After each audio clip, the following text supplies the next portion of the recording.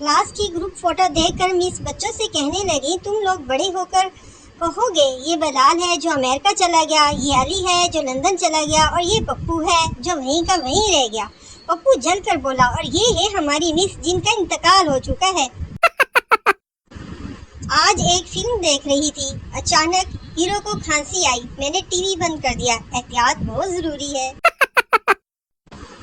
गली में खड़ा हुआ गधा बहुत मीठे सुरों से बोल रहा था। शौहर को मजाक सूझा, बेगम से बोले, सैयदा ये क्या कह रहा है?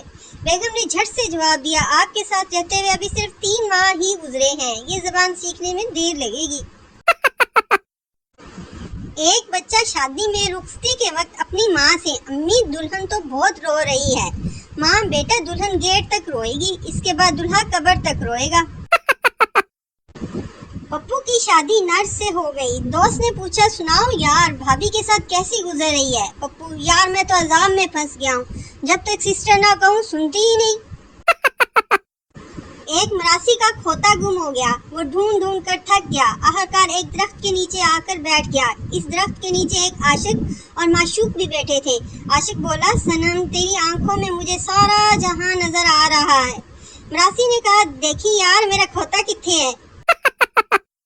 ये खातून 25 मिनट तक इन मर्दों के पीछे लाइन में खड़ी रही। बाद में शॉप की मैनेजर ने आकर बताया, मैडम ये मुजस्मे हैं।